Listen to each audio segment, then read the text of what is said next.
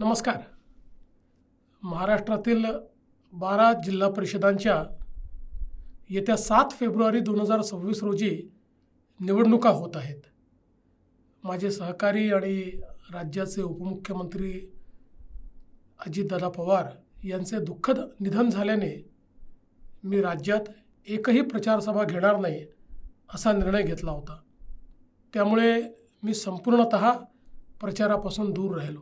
निवडणुका येतात आणि जातात, पण आपल्या महायुतीच्या घटक पक्षातील एक मोठा नेता आपल्यापासून नियतीने हिरावून घेतला, याचे दुःख मोठे आहे. मी त्यांना भावपूर्ण श्रद्धांजली अर्पण करतो.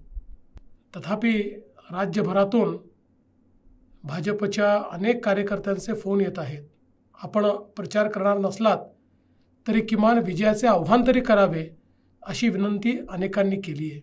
मी या जिल्हा परिषदांमधील मतदारांना इतकेच आव्हान करीन, मोठ्या संख्येने मतदानाला बाहेर पडा. शेवटी लोकशाहीत मतदान करणे हे आपले कर्तव्य आहे, ती आपली जबाबदारी आहे. लोकशाही प्रक्रियेतील सहभागानेच ती अधिक प्रगल्भ होत असते. आज केंद्रात पंतप्रधान माननीय नरेंद्र मोदीजी यांच्या नेतृत्वात संपूर्ण देशभरात विकासाचे नवीन पर्व सुरू झाले आहे.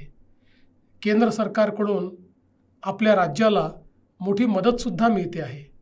राज्यातही महायुती सरकारने प्रत्येक घटकासाठी विविध योजनांची आखणी केली आहे. आमच्या बळीराजासाठी नमो किसान महासन्मान योजनेतून 12,000 रुपये वर्षाला देणे असो, मोफत वीज किंवा पुढच्या काळामध्ये सौर ऊर्जेतून दिवसा 12 तास वीज, अशा अनेक उपाययोजना आपण हाती घेतल्या आहेत. राज्यातील बहुतेक सिंचन प्रकल्प मार्गी लावण्यात आले असून त्यांची कामे मोठ्या प्रमाणात सुरू आहेत. शेतीत आर्टिफिशियल इंटेलिजन्स सारखे तंत्रज्ञान आणण्यासाठी मोठी योजना हाती घेण्यात आली आहे. लाडकी बहीण योजना ही तर आमच्या लाडक्या बहिणींना सातत्याने दर महिन्यात मदत करते आहे.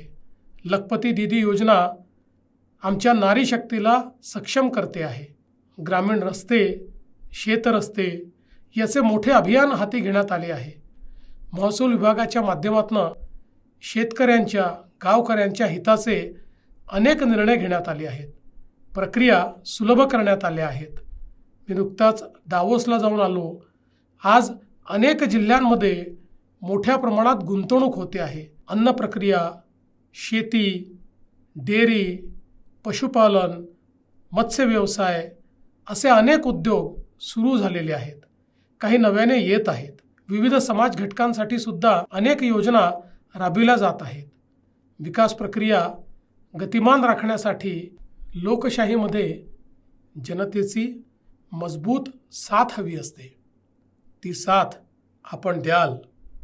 जिल्हा परिषद असो की पंचायत समिती असो, प्रत्येक ठिकाणी रिंगणात असलेल्या भारतीय जनता पक्षाच्या उमेदवारांना आपण प्रचंड बहुमताने निवडून द्याल हा मला पूर्ण विश्वास आहे.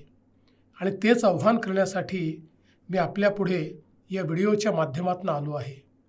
येत्या 7 तारखेला कमळाचे बटन दाबून आपल्या गट आणि गणातील सर्व भाजपच्या उमेदवारांना प्रचंड बहुमताने विजयी करा, ही आपल्याला नम्र विनंती. जय हिंद, जय महाराष्ट्र.